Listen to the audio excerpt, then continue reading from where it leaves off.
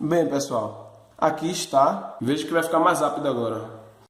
E aí, meus amigos, sejam muito bem-vindos ao canal Gustavo. Neste projeto de número 5 do nosso curso básico de Arduino, nós vamos estar fazendo um projeto bem interessante de iluminação sequencial, vendo alguns conceitos novos. Então, se ainda não é inscrito no canal, inscreva-se. Não esqueça de já dar o like para assinar presença neste vídeo. Vamos lá?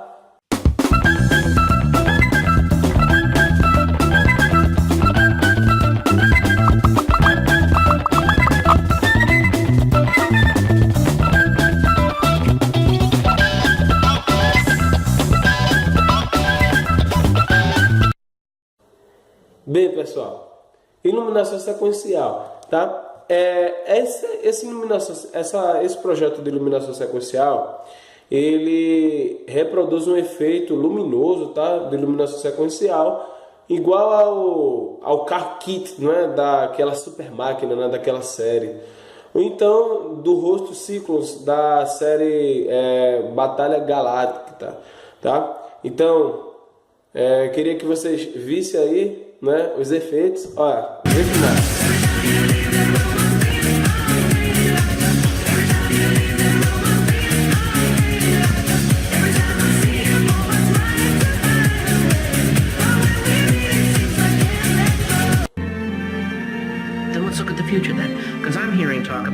Tá vendo? A luz vai,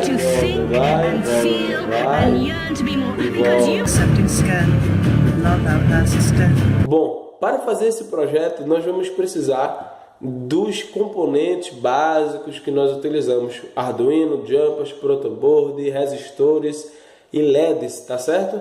Eu não vou mostrar aqui os componentes porque vocês já conhecem, tá bom?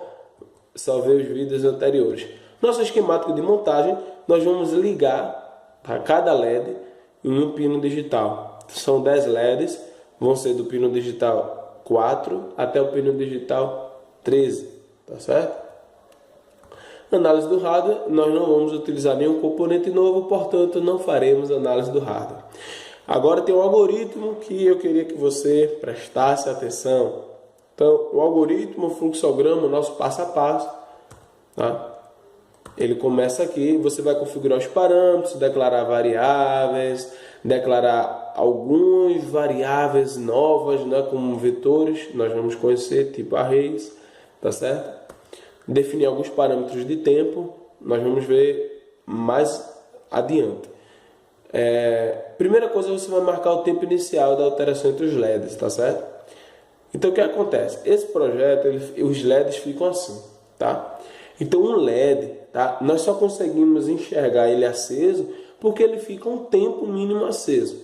Então, é justamente esse tempo mínimo que vai dar velocidade a essa sequência, tá bom?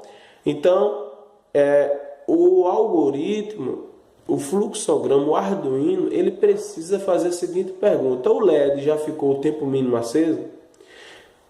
Se não, ele vai deixar o LED aceso, que é justamente o tempo que o LED está ali aceso.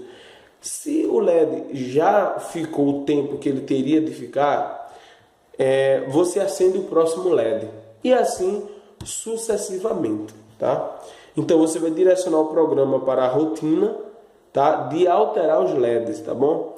Então é interessante, nessa rotina aqui, você vai apagar todos os LEDs. Isso é feito bem rápido, tá? A gente nem consegue enxergar direito, porque o Atmega, né, o microcontrolador do Arduino, ele tem uma velocidade alta em comparação com aquilo que nós podemos enxergar, tá bom? Então, só para você ter ideia, aproximadamente uma leitura, né, o tempo entre uma leitura e outra no Arduino é em média de 112 microsegundos. Então, é um tempo que nós não conseguimos ver. Então, ele apaga todos os LEDs. Depois ele acende o LED da vez. Então o LED estava aceso, estava esse aqui, não é? E depois ele vai acender esse aqui. Então ele precisa acender o LED da vez. Depois ele vai incrementar o valor da sequência dos LEDs. Ou seja, quando for no outro ciclo, ele vai acender o LED seguinte. Não é? Por exemplo, estava no LED 0, agora ele acendeu o LED 1. no outro ciclo, ele vai ter que acender o LED 2. Então eu preciso estar incrementando, 0, a sequência, 0, aí depois 1, depois 2. Então eu preciso estar incrementando essa sequência. Aí eu coloco aí a seguinte pergunta: está no início da sequência? Veja, se está no início da sequência, não está no início da sequência, então ele não vai fazer nada, tá? Está no fim da sequência? Não, então ele não faz nada também. Então por que eu estou fazendo essas duas perguntas? Porque o LED, a sequência vai numa direção e depois volta na direção contrária. Então ele precisa fazer essa pergunta: olha, estou no início ou estou no fim? Para saber se o sentido vai ser para lá ou vai ser para cá. Se estiver no início da sequência, então o sentido da sequência vai ser do início para o fim. E se estiver no fim, o sentido vai ser do fim para o início. Lembrando que depois que vocês fazem todos esses passos aqui, você volta imediatamente aqui, para o ponto depois do ponto que você parou, para o ponto à frente na linha de código, na linha de instrução, de onde você parou. Então nós paramos aqui, nesse bloquinho verde. Então quando eu volto para a função, eu já volto imediatamente à frente, tá? Nós vamos ver isso aqui. Depois que eu faço isso, eu marco o momento que o LED foi alterado. Por que eu preciso marcar o momento? Eu preciso marcar o momento para calcular o tempo que o LED está aceso. E depois eu volto para esse ponto do programa.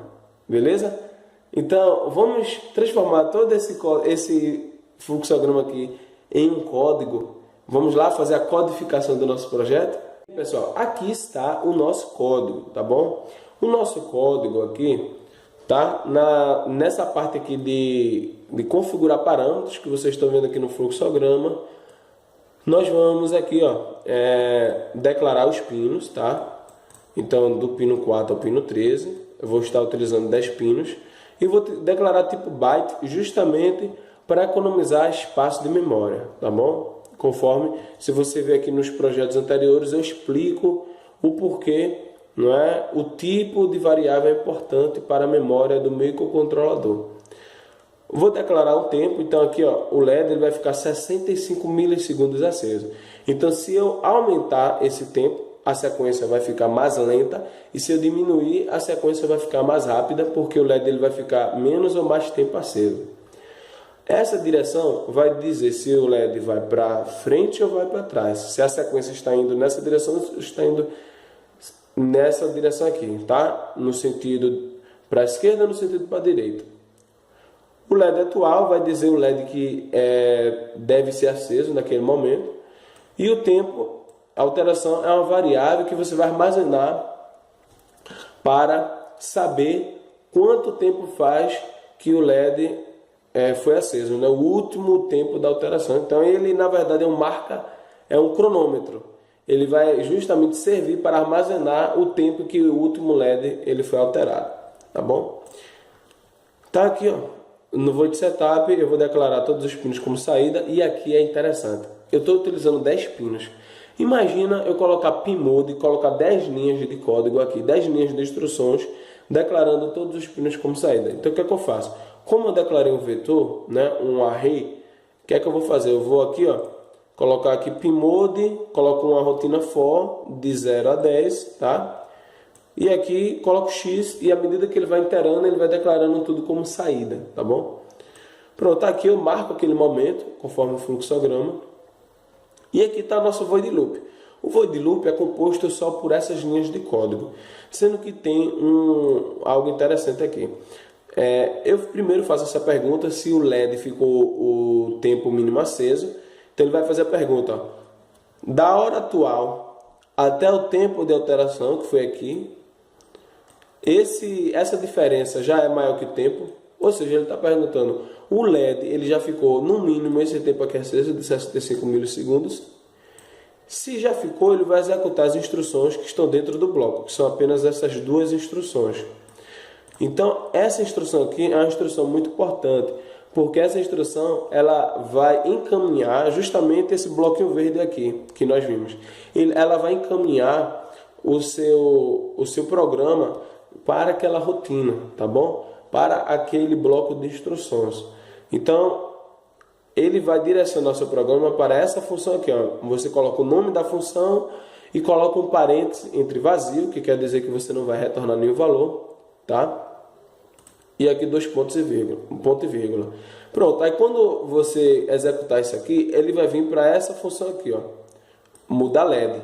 Aí você declara o void, muda LED, abre chaves e fecha chave. E ele vai executar esse bloco de instruções, que é justamente esses passos a passo que tem aqui. Bom, apagar todos os LEDs, tá? Depois, acender o LED da vez, tá certo? Depois aqui, ó, ele vai incrementar o valor da sequência do LED. Vai incrementar o valor da sequência do LED, que é justamente aqui. Mais direção ou menos direção. Mais direção é uma variável que pode ser mais 1 ou menos 1. Então ele vai incrementar ou decrementar para mudar o sentido da sequência. Então se chegou aqui, ó, no final, ele vai voltar. E se tiver no início, ele vai avançar. Então ele vai mudar para menos 1 ou mais 1 conforme se estiver no início ou no fim da sequência. Após finalizar, ele volta para cá e marca o tempo conforme você está vendo. Então, depois de você fazer o upload do código, vamos ver o código funcionando? Vamos lá? Bem, pessoal, aqui está, tá? Todos os 10 LEDs, as 10 resistências, os 10 jumpers, tá? Nosso Arduino. Então percebam, quando ele está aqui, ele chega aqui e volta. Então justamente quem muda o sentido é a variável direção, tá certo? Então, só para vocês verem, tá aqui, só para vocês verem aqui, acompanhando o código, eu vou variar esse tempo aqui, tá em 65 milissegundos, eu vou colocar para 20, eu vou diminuir o tempo. Então quer dizer que o tempo que o LED vai ficar aceso vai diminuir e a velocidade dessa sequência vai aumentar. Então eu gostaria que vocês observassem. Pronto, aí, ó. Veja que vai ficar mais rápido agora, entendeu? E agora eu vou aumentar esse tempo. Estava em 65, vou botar em 120. Veja como vai ficar mais lento. Que o LED vai ficar mais tempo aceso. Cada LED vai ficar mais tempo aceso, ó.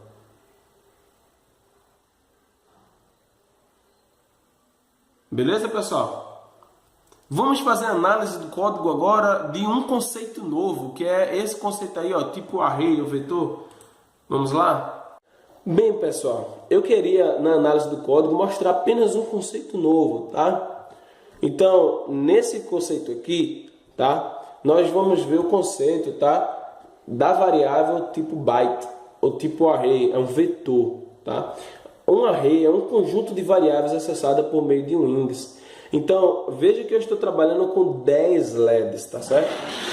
Estou trabalhando aqui, ó, não é? Com 10 LEDs.